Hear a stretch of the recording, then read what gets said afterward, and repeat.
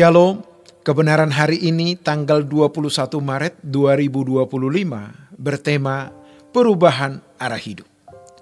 Perubahan cara berpikir melahirkan pengertian yang baru. Jadi, tidak heran kalau seorang hamba Tuhan bisa menulis buku begitu banyak karena dia terus mengalami perubahan cara berpikir. Juga materi khotbah yang selalu memberi pencerahan. Sejatinya, khotbah itu bukan hanya membedah Alkitab atau mengeksposisi Alkitab. Khotbah harus memuat pesan saat itu dan setiap kebenaran yang dikemukakan harus ada implikasinya.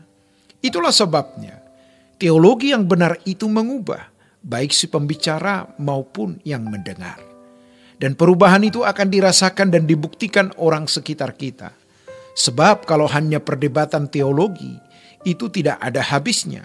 Sebab teologi itu bisa ditarik kemanapun seperti karet. Dan orang biasanya selalu mengaku dirinya paling benar. Jadi, perubahan pola berpikir dari kebenaran-kebenaran yang kita dengar sejatinya mengakibatkan perubahan arah hidup. Ini lebih dari perubahan moral.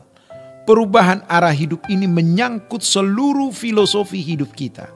Menyangkut perubahan sikap hati, sikap batin, seluruh gaya hidup kita. Dan arah hidup kita itu bisa ke arah dunia yang akan datang. Dan itu tidak pernah bisa kita alami dulu. Karena itu perubahan pola pikir ini harus terjadi terus-menerus. Kalau dalam bahasa Ibrani ada kata syuk, artinya berbalik. Kalau di dalam bahasa Yunani, metanoia. Dan bagi orang percaya perubahan pola berpikir itu merubah seluruh filosofi hidup, sikap hati, sikap batin. Sampai kita merasa bukan berasal dari dunia ini. Ini hal yang sangat penting. Karena akar segala kejahatan adalah cinta uang. Jadi yang harus dikalahkan adalah cinta uang itu. Sampai kita merasa bukan berasal dari dunia ini. Maka transformasi adalah perubahan yang berlangsung terus-menerus atau berkesinambungan. Bukan sebuah momentum, melainkan sebuah proses yang harus berlangsung setiap hari. Dan Tuhan itu luar biasa mengubah kita. Dari logos yang kita dengar jadi firman dalam bentuk pengertian. Lalu melalui pengalaman-pengalaman hidup di mana kita mendengar Tuhan berbicara berdasarkan logos yang pernah kita terima tersebut hingga menjadi rema. Dan itu lebih menggores. Kalau kita mendengar firman, kasihi musuhmu, itu terekam di dalam pikiran kita. Namun pada saat kita dimusuhi, hati kita sakit. Lalu kita mendengar suara itu, kasihi musuhmu, dan kita menjalaninya, maka itu menggores lebih dalam menjadi nurani kita. Allah tidak bisa merubah kita tanpa peristiwa, tanpa kejadian. Itulah sebabnya Allah bekerja dalam segala sesuatu, mendatangkan kebaikan. Dalam sejarah dapat dijumpai bahwa setiap perubahan hampir selalu melalui mekanisme, proses, hasil perjuangan setiap individu. Bukan sesuatu yang instan. Eropa itu bisa diselamatkan karena mendengar Injil lewat kerja keras para rasul, khususnya Rasul Paulus, lewat perjalanan waktu yang panjang. Demikian pula kita. Kita bisa mengalami perubahan itu juga harus melalui proses panjang. Pertanyaannya, mengapa Tuhan mengendaki orang percaya terus-menerus mengalami proses pembaruan pikiran? Sebab apa yang menguasai pikiran kita, menguasai kita. Kalau kita ke gereja seminggu sekali mendengar khotbah, yang khotbahnya pun belum tentu jelas, maka kita tidak memiliki pikiran Alkitab, pikiran Tuhan.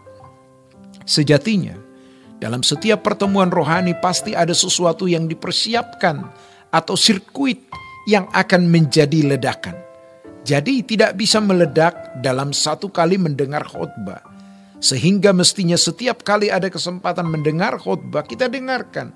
Namun untuk menemukan getar hati yang bisa berkata, bawa aku ke sorga, itu perlu ledakan. Merubah pola berpikir bukan sesuatu yang mudah. Membutuhkan waktu kerja keras. Dan Tuhan tidak menyulap pola berpikir kita berubah menjadi pola berpikir yang baru seperti yang Dia inginkan dalam sekejap.